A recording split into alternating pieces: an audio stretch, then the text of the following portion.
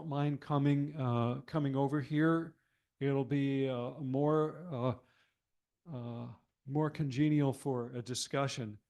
Uh, Teresa, thank you very much for coming. I'd like to introduce Teresa Watanabe.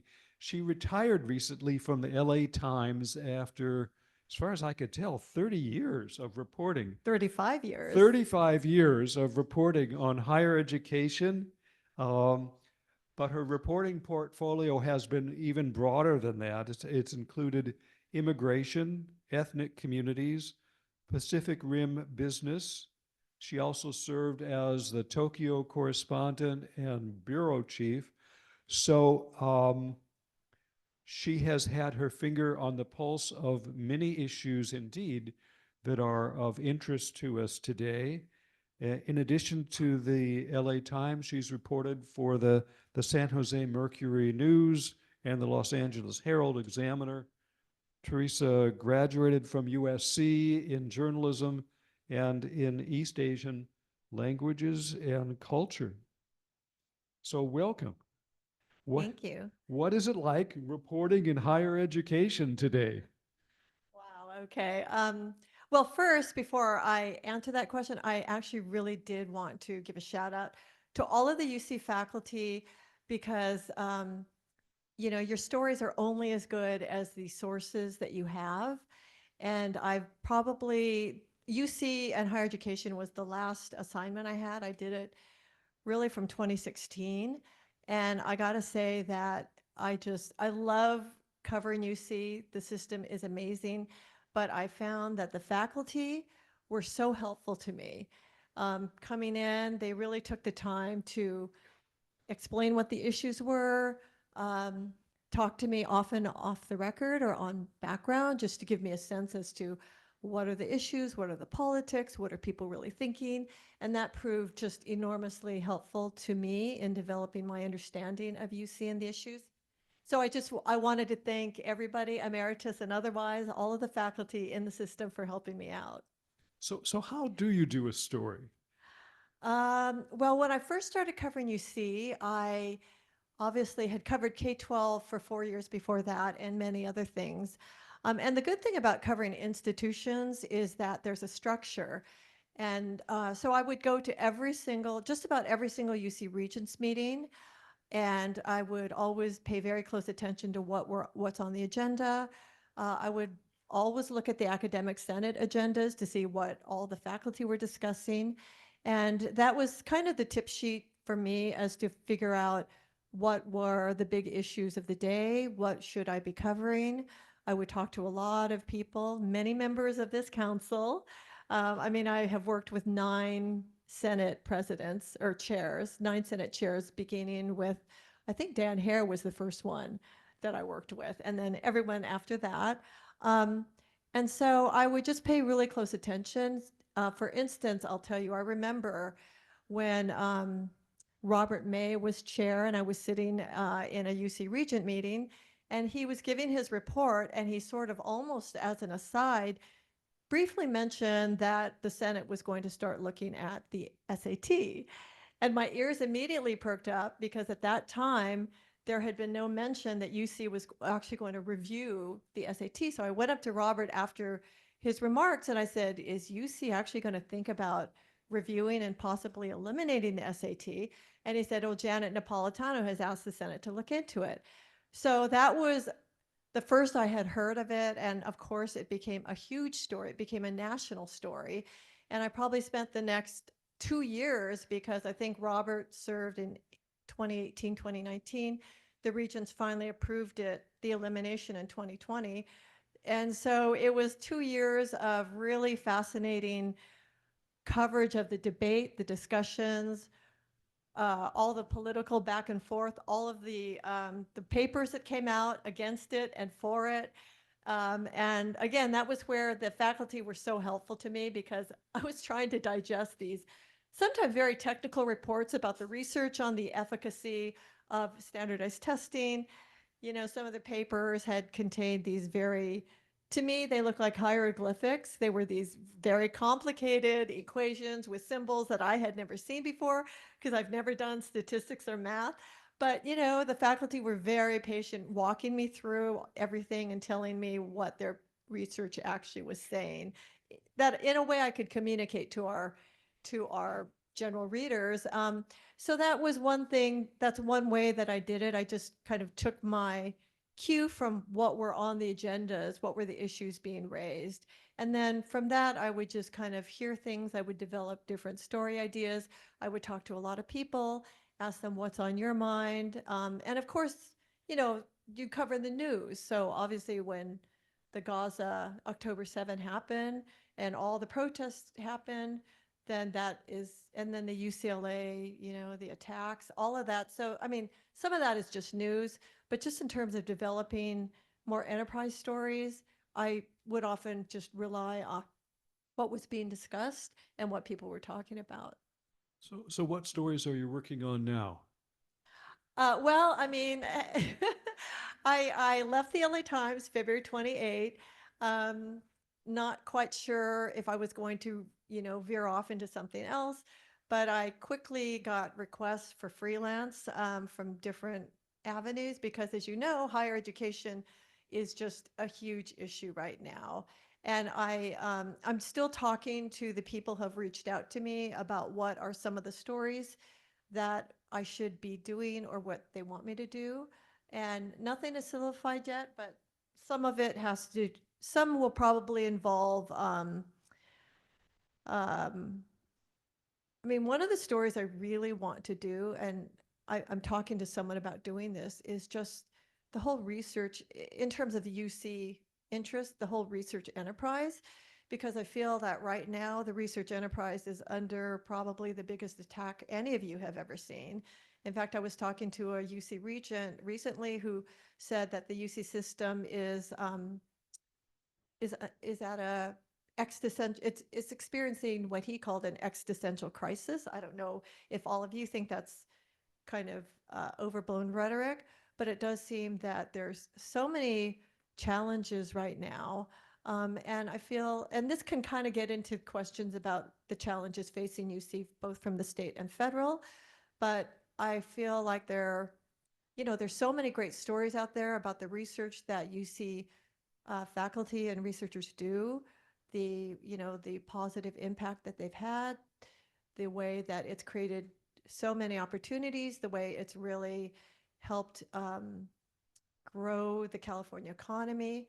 And I think that maybe that is not so widely understood and should be, especially at a time when so much of the research funding is being canceled or revoked or cut back. So that's one thing I really want to do. Another area that there's a lot of interest in now is how to deal with is college, how to deal with affordability, how to deal with the value of a college degree. Does everyone, you know, need to necessarily go to a four-year university? So there's a lot of interest right now in providing more paths for students to have meaningful careers, meaningful um, you know, pathways to economic mobility. That doesn't necessarily mean getting into a UC campus and, you know, majoring in STEM. So one story I'm talking to one outlet about is a big story about the whole nursing situation. And there's such a demand for nursing. There's so many people who want to be nurses. The seats are so limited, and what are the reasons behind that mismatch, which is pretty fascinating from what I'm hearing from the community colleges right now in terms of the inability for public institutions to get the critical um, clinical placements in the hospitals, because with the rise of the for-profits, they are kind of going in and taking a lot of the placements and squeezing out the publics. And so that is becoming a real issue. So there's a lot of interesting dynamics that I want to explore with that, especially in an area that is so in demand, especially with the aging population. We're going to need so many more nurses and medical professionals, but the system is, there's a big sort of blockage in that. Yeah, can you expand on that? I mean, some of the people not in health sciences may not understand that this issue about placements for clinical training. It's really important. Yeah, and I had no idea that this was an issue. And the reason I first heard about it was last fall when I was with the LA Times. I did a story about new data coming out that showed what they called the most high value degrees, Mm. and that you could, and some of it was in the health sciences, but you could go to a Cal State campus and get a medical, not a doctor's degree, but some kind of medical certification at a much lower price than, or even a community college. So I went to a few community colleges that had nursing programs, and I talked to them. I said, there's such a demand for nursing. You have so many students who want to get in. You have such limited seats. What's the issue? And that's when I first heard about this issue of placement. And they said, clinical placement, clinical training is a required part of the degree, but the spots for clinical placements are drying up. And I talked to one community college that said that their clinical placements had actually shrunk by half. So whereas before they might be able to get 20 placements, now it was down to 10. And part of it was because of the increased competition with the for-profit schools that were, somehow making it more lucrative for hospitals to give their students the placements.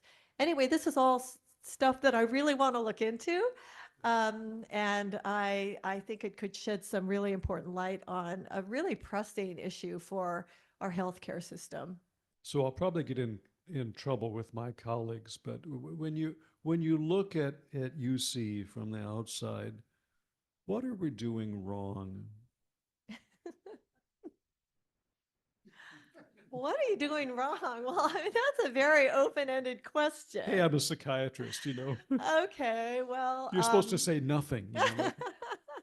I mean, I just have the utmost respect for UC, but I'll tell you from the outside, and I know that you all know this is not a surprise, but there is certainly a perception um, that UC maybe, I've heard the word arrogant used um, in terms of, you know, it's the system that everybody wants to get into. Everybody wants to go to UC, but UC only takes 12.5% of the high school students, right? And so by definition, under the master plan, UC is very selective. And as you probably know, that upsets a lot of people who think their 4.0 kids should get into Berkeley and UCLA and everyone else.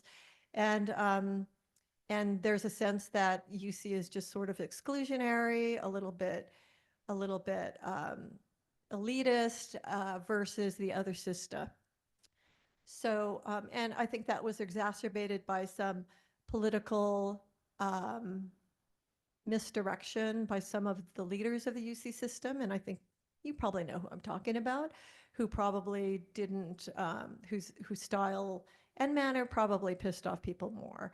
So but I mean, in fairness, I think that's the outside view, but in my dealings with UC people, especially in the admissions office, there's such passion and commitment to be as accessible as possible, given all of the difficult financial funding situations, the physical limitations on the space, the rising student teacher ratio. And I think that the will is there, the passion is there, but I think that UC can do a much better job in terms of telling the story about what the constraints are. That I'm sure you would love to, educate a lot more people than you do, but there are resource constraints.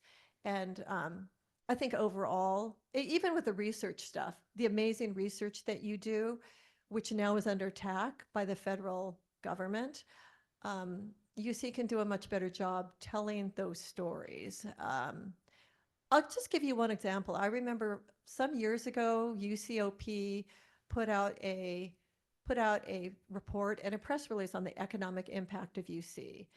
And I wrote a little story about it, but what really caught my eye was one of the metrics that they put out was that UC invents that produces one invention.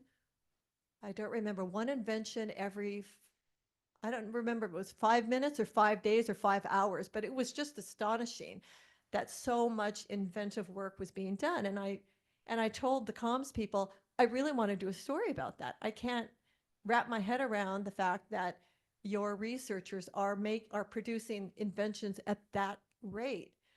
And I actually have made that request twice, and I never got anything back. I never got anyone to say, okay, these are inventions, these are the people to talk to. And so I feel like that was a real missed opportunity where I could have done a big story about the amazing inventive work that's being done that I just couldn't get any traction on. So that's what I mean when I think UC can probably do a better story or better job telling the story, because there is so much amazing work going on.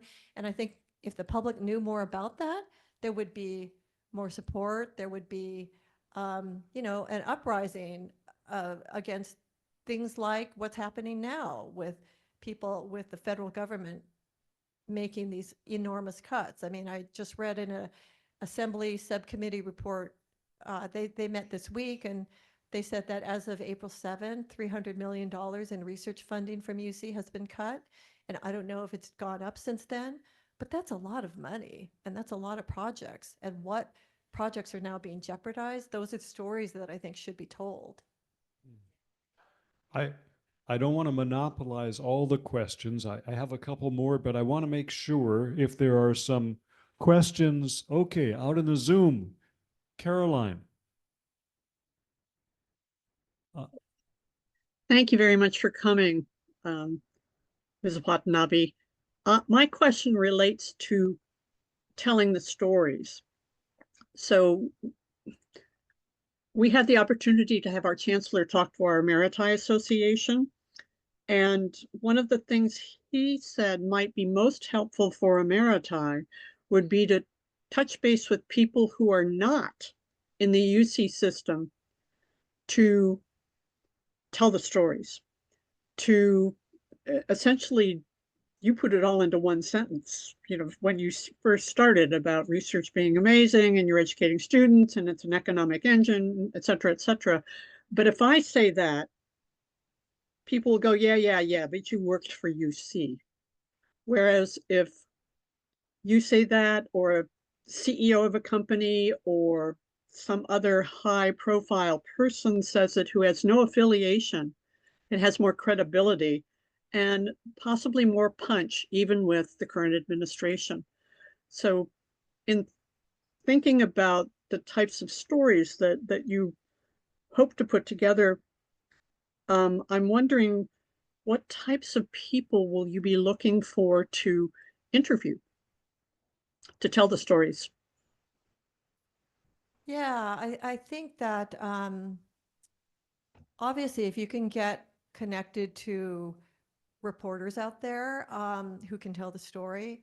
There's such a high interest right now in higher education and higher education news. And there are so many platforms now that are producing education news. So it's not just, the usual LA Times, New York Times, Washington Post. There are now a bunch of digital nonprofit newsrooms like EdSource, Cal Matters, Hechinger Report, and Hechinger Report is one national nonprofit newsroom. They post the stuff on their own website, but they also co-publish. They offer their stories for free to the New York Times, Washington Post, LA Times, etc. So if you can, connect with them, and I would really encourage you to just investigate a little bit, do a little research on who are the education, especially the higher education reporters out there who are writing stories, and just email them and just say, hey, I have a real great story idea for you, X, Y, and Z, and see if they're interested. And, chances are you'll get, that would happen to me where people would send me unsolicited story ideas, or they would send me really interesting reports. Um, and I would turn them around and do stories about it. So I think that would certainly be one way. Um, through other, media platforms. Um, and I'm just trying to think who else that might, and just another really quick thing is that another avenue would be to try to encourage your students to tell their stories, because I find that when I write stories about affordability or whatever, and I write about students and real people and real struggles and stuff, that's something that really resonates. And some of my stories about underserved students has produced such generosity among our readers. I mean, there was one student I wrote about at UC Berkeley who was living out of an unheated van, taking care of 3 younger siblings. And literally after that story ran, there was $100,000 raised for that family. So if you can kind of, have your students also be out there telling stories through whatever way that they can, through its TikTok or Instagram, I think students have a lot of credibility and a lot of empathy, and might connect with people in a way that, I don't know, people might be a little more, thinking faculty who do that would be more self-serving. But I would really encourage you to reach out to reporters, because we're always on the hunt for good story ideas. Thank you. You gave a number of sources, but what occurs to me is that, of course, getting a message out, getting the news out in venues like the LA Times, San Francisco Chronicle, that's all to the good. But is it reaching people who have a very different view, who are just so convinced that we're arrogant elitists? Because I'm not sure what news sources we could reach out to, where we could have a discussion with them, or if they're interested. Um, well, so the question is, are there really, How can we have a conversation with people who are so convinced that universities are not contributory? what about your own, what about your own campus organizations that may, like your student Republican clubs, or town halls out in the community, or there are. I remember when UC Berkeley, I don't know if you remember this, but UC Berkeley had that huge uproar over Milo Yiannopoulos. Oh, yeah. And this was during Trump 1.0, because after that whole furor, Trump at that time, I guess back then he was still on Twitter, and he said, cut federal funding, question mark. And so I remember what Berkeley did was they declared a year of free speech, and there were student groups, a Republican student who contacted me, and she had set up a whole, just like what you're talking about. She had set up on campus a series of meetings with her Democratic club partner. And so the Republican club and the Democratic club had a series of issue forums where they talked about all the different forums, and they presented the different views respectfully. And it was wonderful. She went on to bigger and better things, but that is something I've seen some campuses do. And I think after Gaza, you probably all saw, every campus practically created these forums where people who have very different views on these issues could come together and talk. So I do think that there's a lot you can do on your campus, but beyond the campus, you can always ask Fox News if they would want a UC chair of the council to go on and talk. That's an interesting idea. Interesting idea. So another question from the audience, and we'll probably have to make it the last question. Elon, Mike, we're here.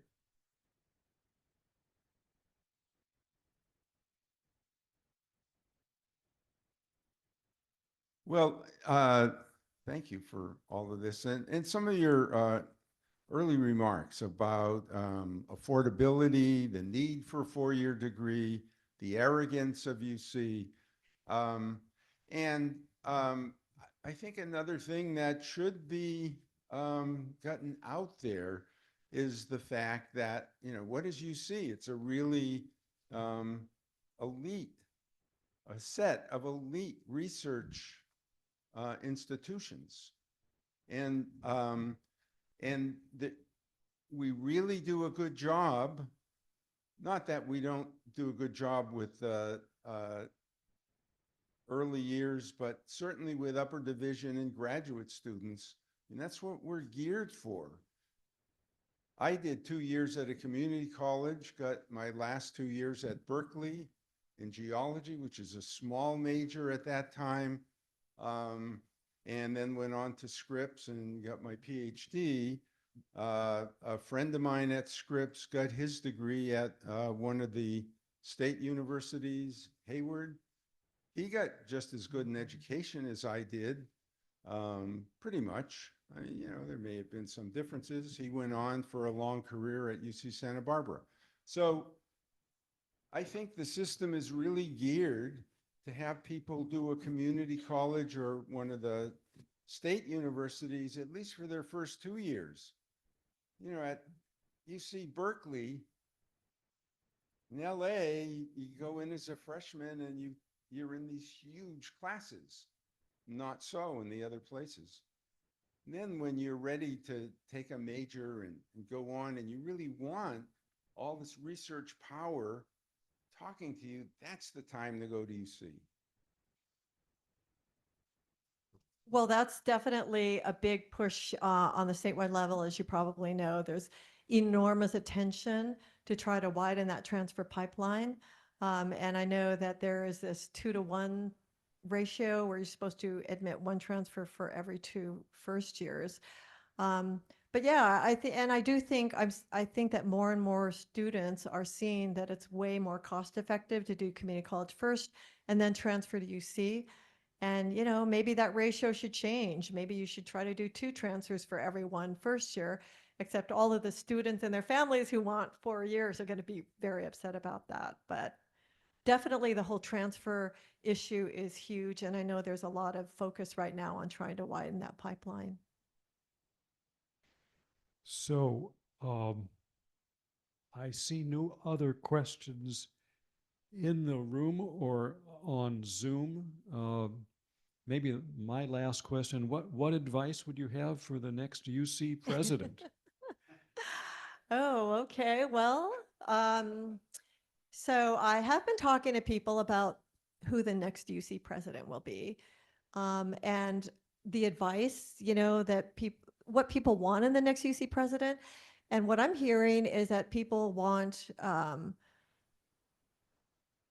mean, not to take anything away from the current president, but at this time, where a lot of people seem to think that UC may be at a tipping point with all the funding issues, both at the state level, the federal attacks, that there is a real desire, from what I'm hearing, for stronger leadership for people, for the UC president, because I've written this line in so many of my stories, the nation's premier public research university system, and people look to the UC for national leadership.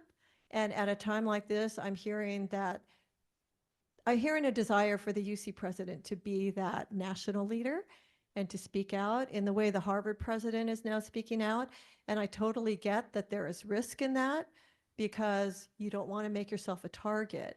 But I noticed that the AACU, the American Association of Colleges and Universities, put out a statement recently, basically asking for more sort of more interaction, but also making it very clear that you should not be attacking higher education, which is the foundation of, you know, American progress. And I noticed that only 3 UC leaders signed on to that, and that was Kim Wilcox of UC Riverside, Julio Frank of UCLA, and Howard Gilman of UC Irvine. But the president of UC's name was not on there, and neither were the other chancellors.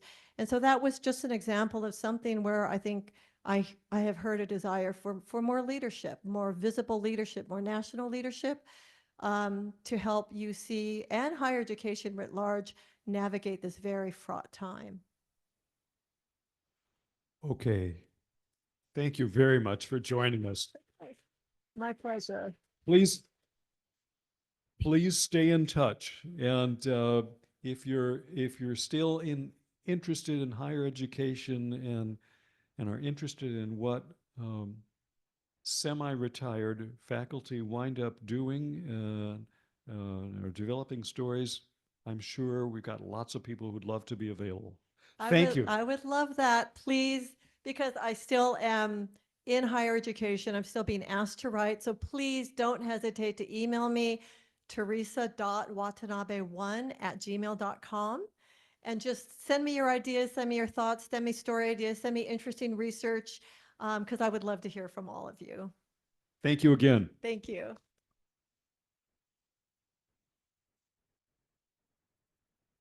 With that, old friends, colleagues, I think I would entertain a motion to adjourn by acclamation. Thank you.